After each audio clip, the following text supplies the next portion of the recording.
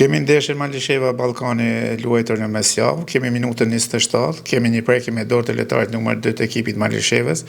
Këtu vjen një goditje nga bashkëlojtari i topit, nga një distancë konsiderueshme, ku lojtari mbrojtës ka dorën e hapur, pozitë laterale, pra kemi të bëjmë me penalti. Por gjyqtari nuk akordon penalti dhe pas rishikimit të pamjeve në VAR.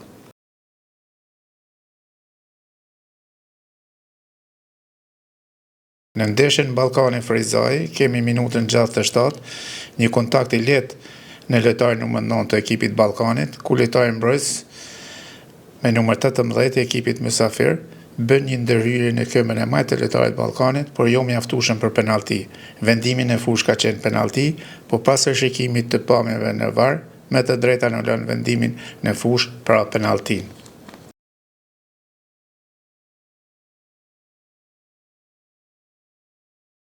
Kemi ndeshjen Prishtina Gjelani, kemi minutën 55, kemi një prekje të mundshme topit me dorë, lojtari numër 34 ekipit vendas, ku vendimi në fushë është penalti.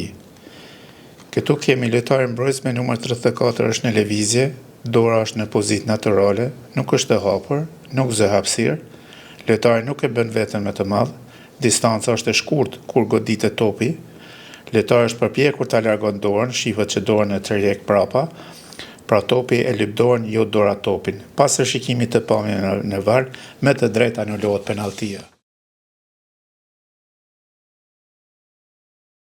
Kemi ndeshjen Dugagjini Malisheva, kemi minutën e 66, ku kemi penalti për ekipin e Malishevës.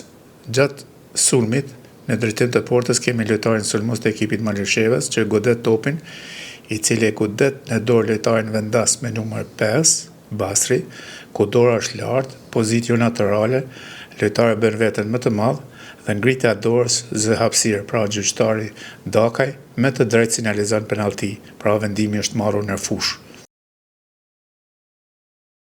Kemi edhe minutën e 89, kemi anulimin e golit për ekipin e Dugagjinit, ku gjatë ndërtimit të aksionit sulmues, lojtari me numër 10 Merlaku, veprimin e parë prek topin me pjesën e supit, po pastaj topi shkon në dorën e majtë, e cila është në pozitë jo natyrale. Gjyqtari me të drejtë anulon golin për prekje topit me dorë nga lojtari numër 10 i Dugagjinit Merlaku.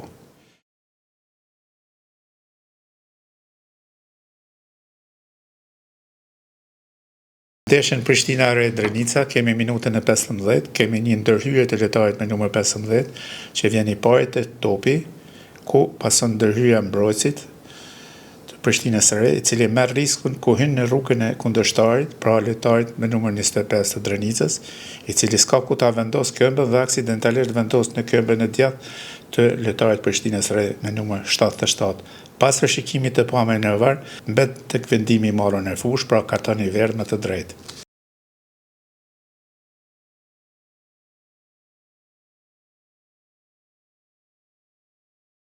Kemi minutën e 38, kemi vendimin në fushë për penalti.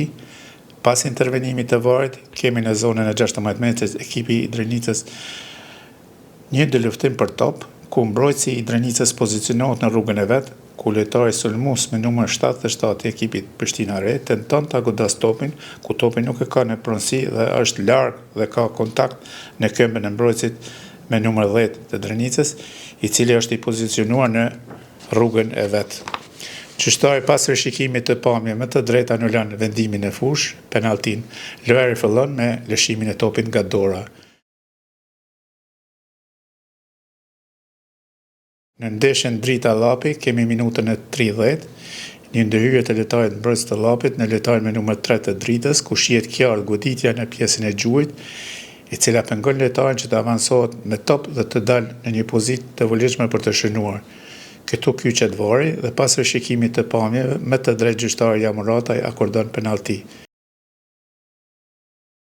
Kemi edhe minutën 73, kemi një ndërhyrje serioze me brël nga lojtari numër 2 i Dritës në lojtarin numër 29 të ekipit Llapit. Gjyqtari merr vendimin e fushë për karton verdh. Këtë rastiret nga VAR-i për rishikim të pamjeve, gjyqtari anulon vendimin në fushë kartoni verdh dhe me të drejtë e ndëshkron me karton të kush lojtari numër 2 Dritës për ndërhyrje serioze, goditje me brël në fytyrë që cënon shëndetin e lojtarit. Kemi dhe ndeshjen e ligës parë, FC Vushtria Trepça, kemi minutën 18 ndërhyrje serioze nga lojtari numër 20, i cili ka të ngritura takat dhe ka intensitet të lartë dhe pika kontaktit është gjuhë që mund të shkaktoj lëndime serioze lojtarit me numër 27 të ekipit vendas Vushtrisë.